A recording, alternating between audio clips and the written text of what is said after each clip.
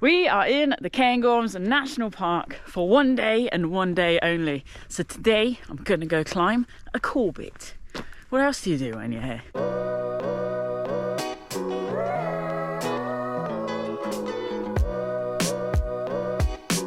Here's base camp last night. Evidence I went for a wee dip in the now frozen loch and I now have frozen shoes. Look at that.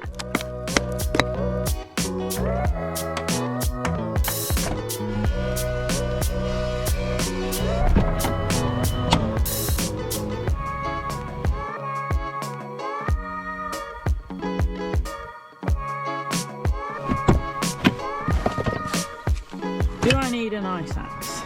I don't know.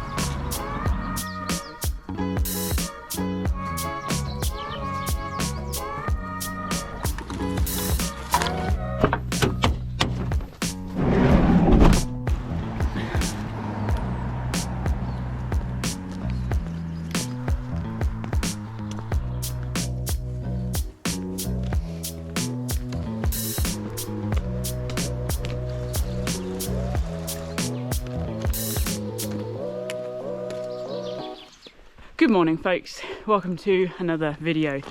You find me ascending a Corbett today. 810 meters above sea level is our high point and that is where I'm heading for. Can't pronounce the name of the peak that we are ascending, so here is me now having practiced saying the name. Meall a Bhuachaille. There you go, pretty decent, hey? Anywho, I've got crampons with me, but no ice axe. I'm not really expecting to need the crampons, but it's always good to get a bit of practice in. There's a bit of snow on the higher peaks, but much more on the Munros. And I'm actually just heading up for a bit of physical training and drone practice. I'm not actually out to specifically make a film, but I thought I'd just bring you folks along and share some of the views and share a wee bit of the journey. So, are you with me? Let's get to the top of this hill.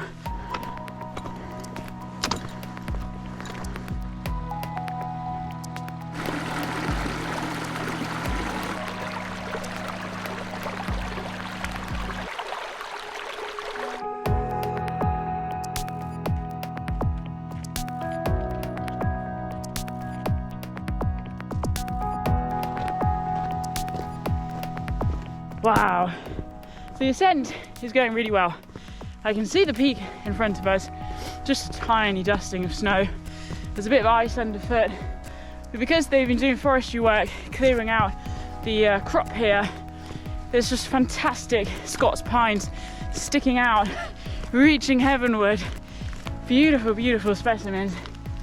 Behind, the view is opening up, and overall, it just doesn't get much better than this, really. This is a pretty perfect day in the Cairngorms.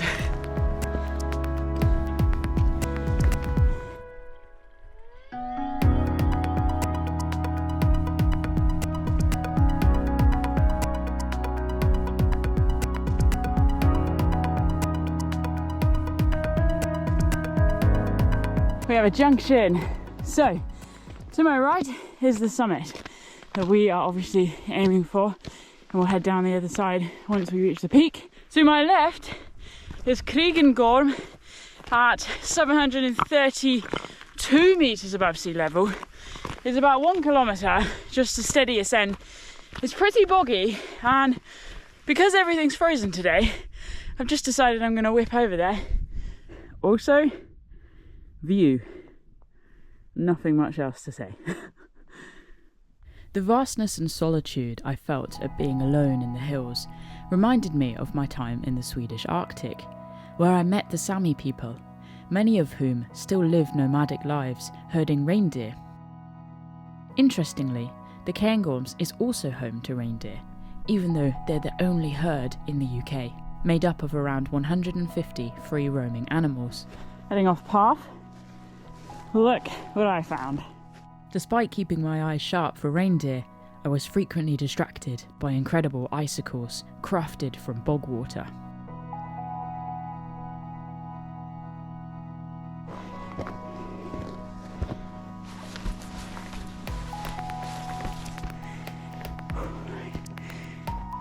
Here we go. 7 1.32 meters above sea level. Wow.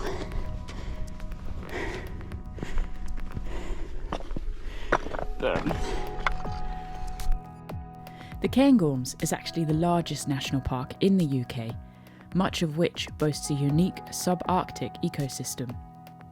Here, 1/4 of the country's rare and endangered species can be found, from ptarmigan, dotterels, golden eagles, to osprey, pine marten, wildcats and otters. To know that all of these incredible beasts called the environment that surrounded me home filled my heart with immense joy.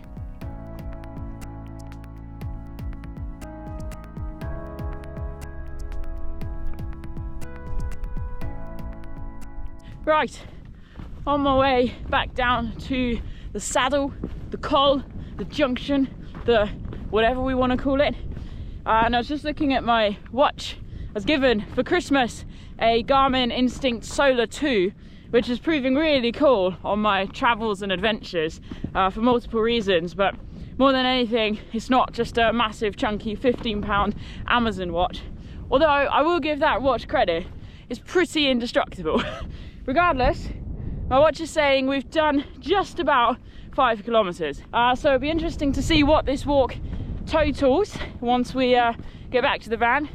But also it'll be really cool once we're up on the summit now, the ultimate goal for the day, because the descent I'm expecting to be, well, nothing less than spectacular.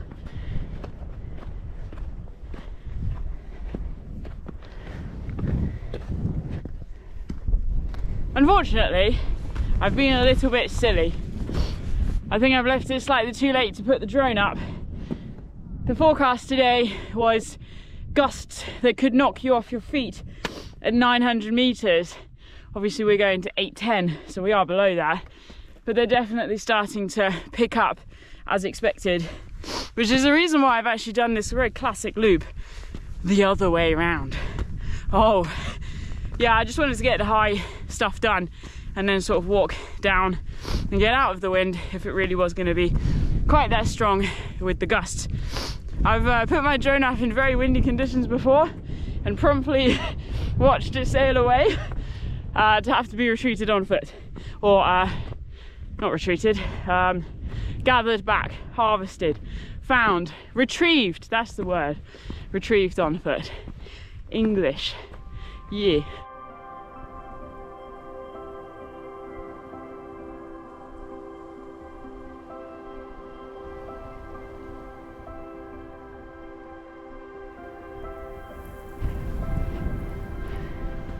Not far now.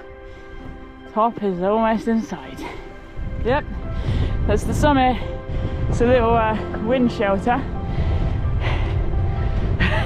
covered in snow and frost. Pretty neat. And then looping around. Wow.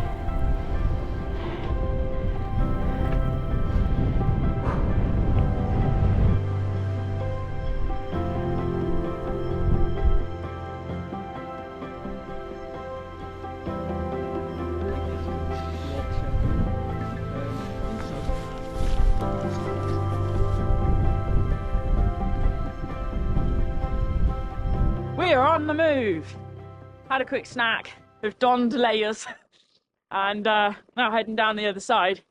The wind is extraordinarily cold and a little bit too strong for my tripod, so big camera's away at the moment, but still gives me the opportunity to really just take in the full dimension of where we are. The Cairngorm Plateau stretching out. It's pretty unfathomable, really. It's just made extra special with the icing layer of snow on the top. Goodbye, summit. Onwards.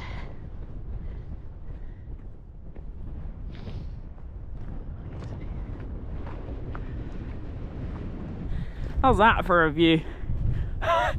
Pretty crazy, eh? Seems like they're going to be working on this path, helping to manage erosion, heavy footfall. The peaty landscape here is so fragile. Just kind of once it's gone, it's gone. So by putting down rocks and slabs and gravel, ideally from the landscape, it just helps to preserve it a little bit longer for people like you and I to come out and enjoy.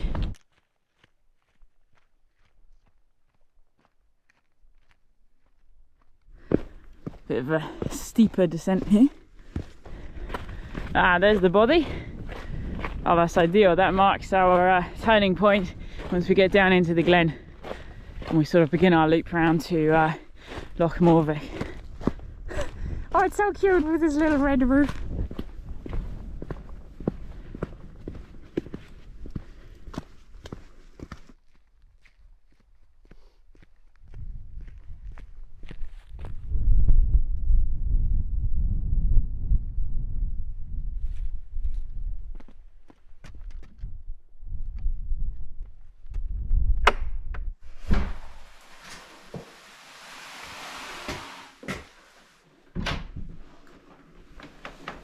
Welcome to a Scottish Bothy. It's a pretty typical example of what bothies are like here in Scotland.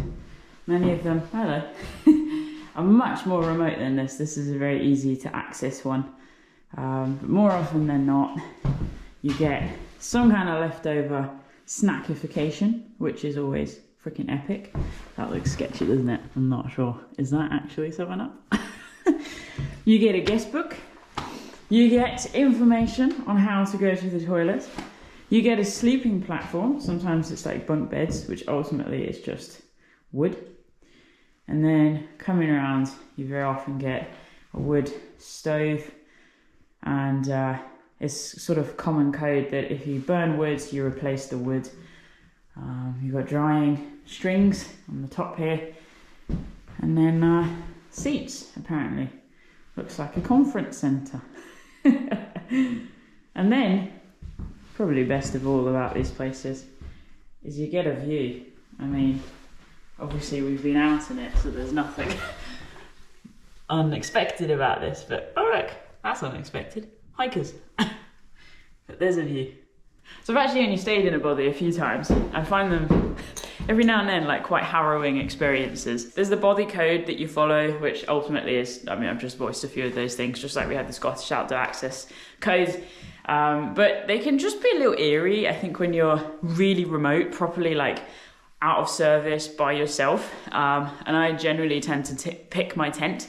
But it can be a really, really nice communal experience, and it's quite startling sometimes, the characters that you can meet when people congregate at bothies, particularly when the weather is pretty nasty. I mean, this place no doubt ends up quite jammed with people every now and then. There's really something to experience at least once in your life. Stay in a Scottish bothy.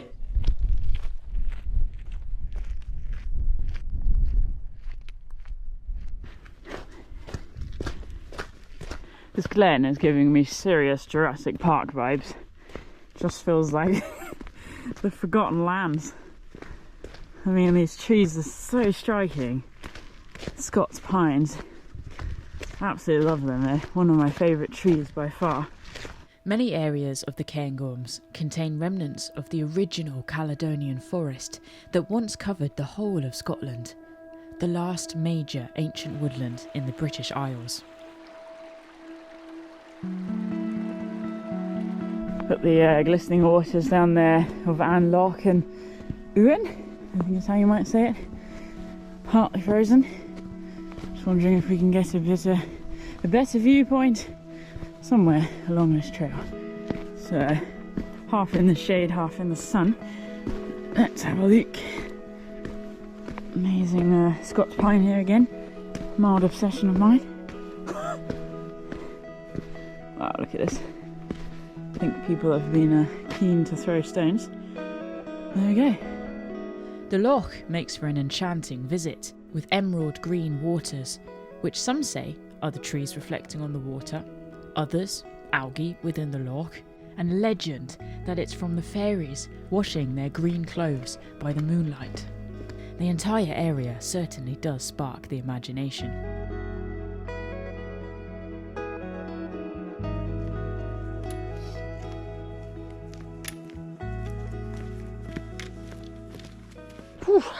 that is pretty much a wrap, folks. Past Glenmore Lodge, we're almost back down at the road which heads all the way up to Cairngorm and Cairngorm Mountain Station, the ski centre up there as well. It has been the most jaw-droppingly beautiful day today. I am feeling alive. My heart is feeling full. And I'm just so grateful to have really pushed to get up and out here today. This is possibly one of my last opportunities to hike here this winter, and I just love it at this time of year.